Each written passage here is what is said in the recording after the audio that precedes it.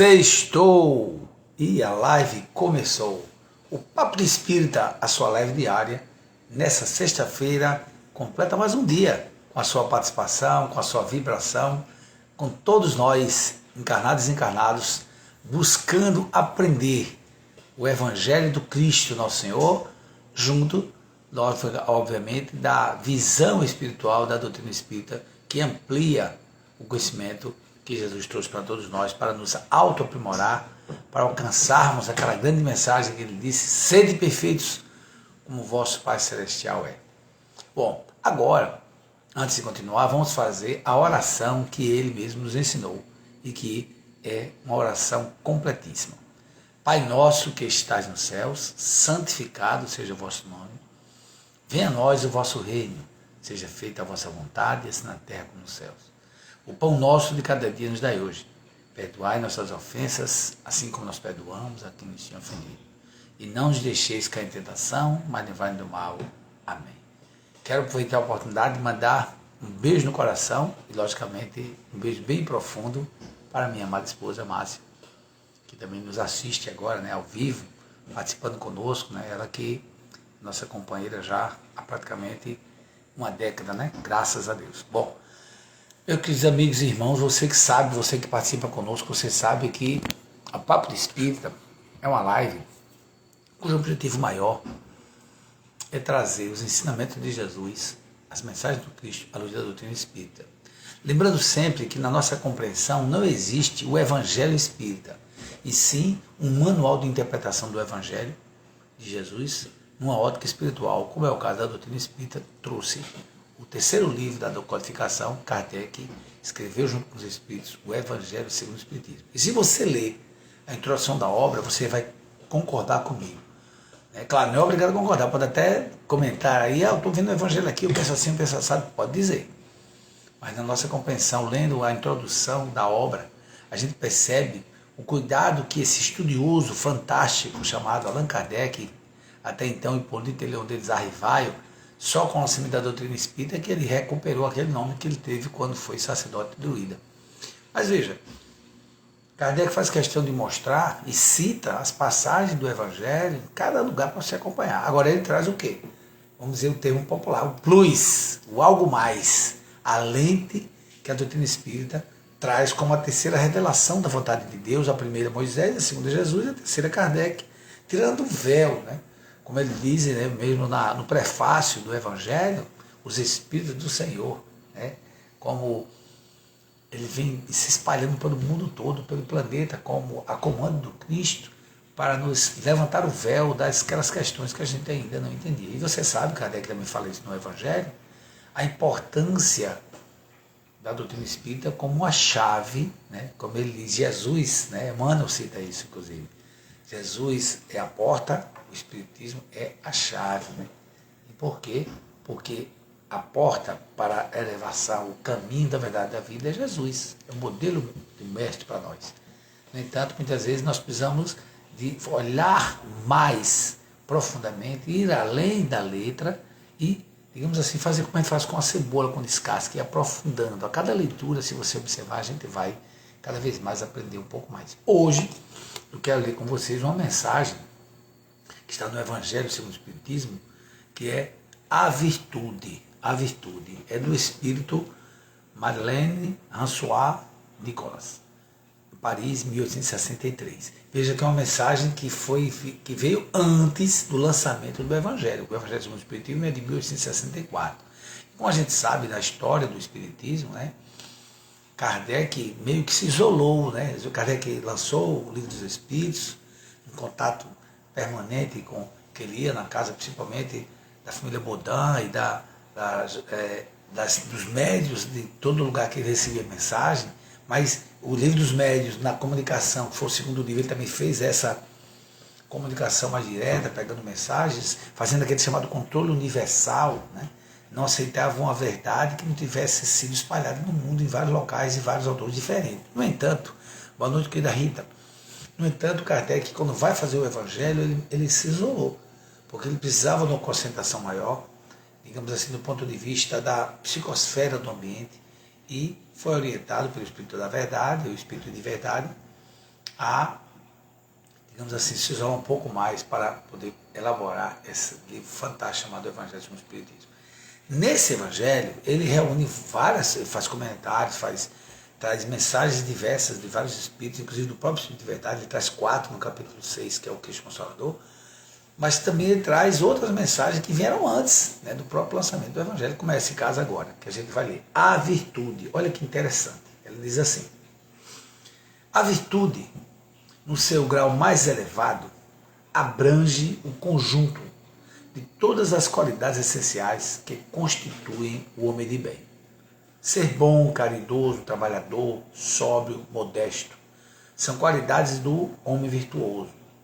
Infelizmente, quase sempre acompanhadas de pequenas falhas morais, que as deslustram ou enfraquecem.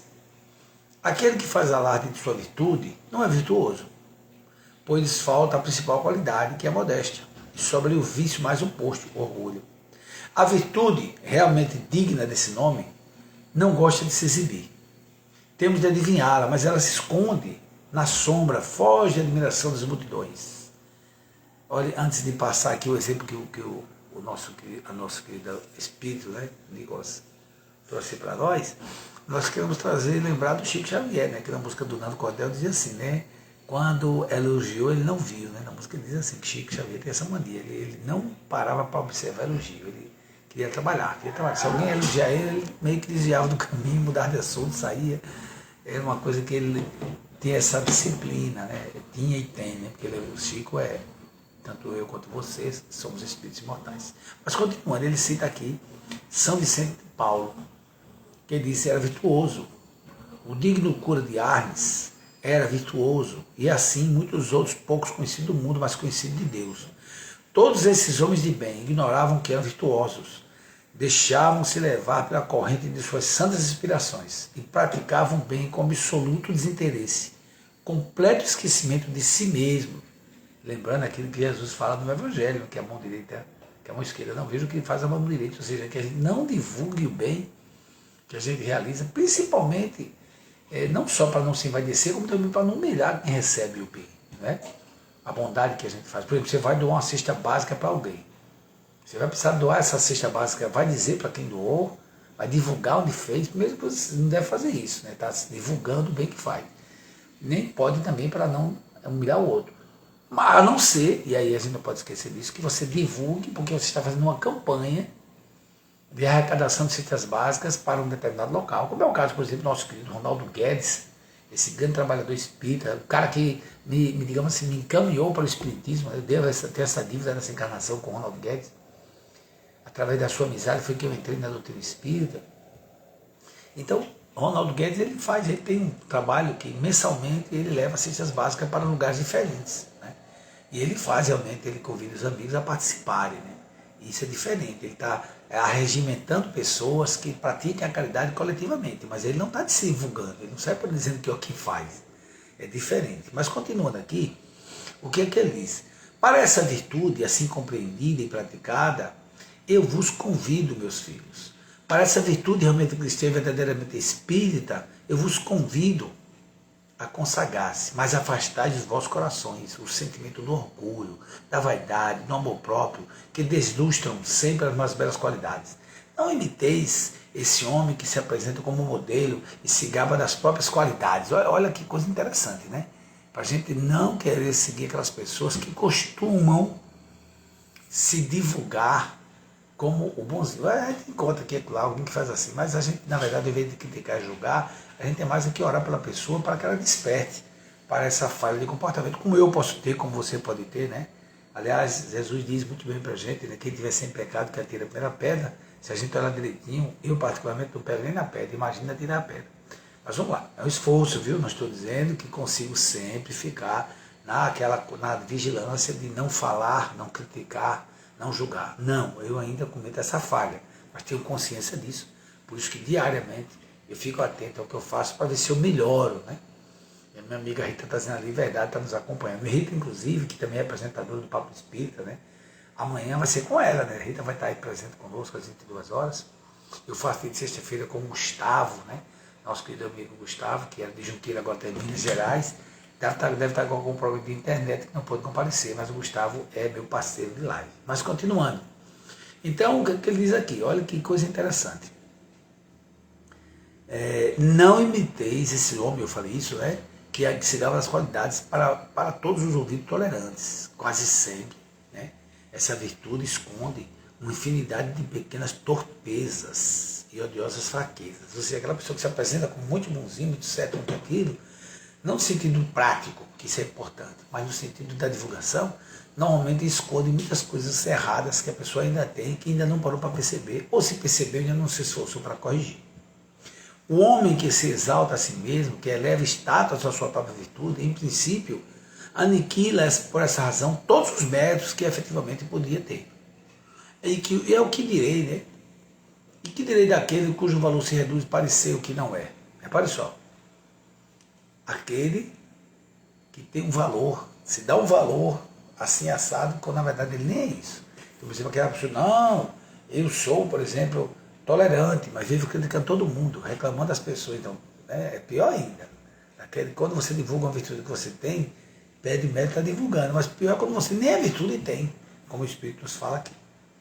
E aí é interessante, como diz assim, compreendo perfeitamente que aquele que faz o bem sente uma satisfação íntima, no fundo do coração, mas, desde o momento em que essa satisfação se exterioriza para provocar elogios, degenera em amor próprio. Então, olhe como é interessante, isso é muito importante ficar atento. Quando a gente faz o bem, é claro que a gente tem uma satisfação íntima no coração. Fica feliz de ter ajudado alguém. Mas, se eu divulgo para alguém, esperando que alguém me elogie, aí saiu daquela satisfação íntima para o amor próprio, para aquela coisa do egocentrismo, que não é necessário a gente estar exaltando em nós mesmos. E aí, para concluir o último parágrafo, né, vem: ó vós todos, a quem a fé espírita reanimou seus raios, e que sabeis quanto ao homem se encontra longe da perfeição. Jamais vos entregue a essa estultice, essa loucura. A virtude é uma graça que desejo para todos os espíritos sinceros, mas com esta advertência: mais vale menos virtude na modéstia do que muitas virtudes no orgulho. Foi pelo orgulho que as humanidades se perderam sucessivamente, e é pela humildade que um dia deverão redimir-se. Olha, a palavra-chave desse comentário aqui, uma das palavras-chave que eu creio eu, inclusive vai para a conclusão que ele traz para nós, é a humildade. E a humildade é tão importante, que Jesus, nosso Senhor, nesse grande discurso, nesse grande aulão espiritual que ele deu no Sermão da Montanha, ele coloca como a primeira bem-aventurança, como a primeira causa de felicidade para o ser humano, quando ele diz: bem-aventurados os pobres de espírito ou em espírito, porque deles é o reino dos céus. Algumas traduções já trazem: felizes os humildes. Ou seja, a humildade que o mestre exemplificou. Jesus, imagine o governador espiritual do orbe, o ser mais perfeito que aportou no planeta, aquele que, junto com seus trabalhadores siderais, construiu o planeta, que, segundo Emmanuel no livro A Caminho da Luz, recebeu das mãos augustas de Deus essa bola solar para transformar a Terra, para criar esse planeta que nós vivemos hoje, para nos guiar, nos orientar como seus tutelados. Ele nasceu numa gruta. O berço era um coxo, uma manjedoura de animais. Viveu durante muito tempo na casa dos pais, mas quando foi para, digamos assim, o exercício prático nos últimos 3 anos da sua existência encarnada aqui, né?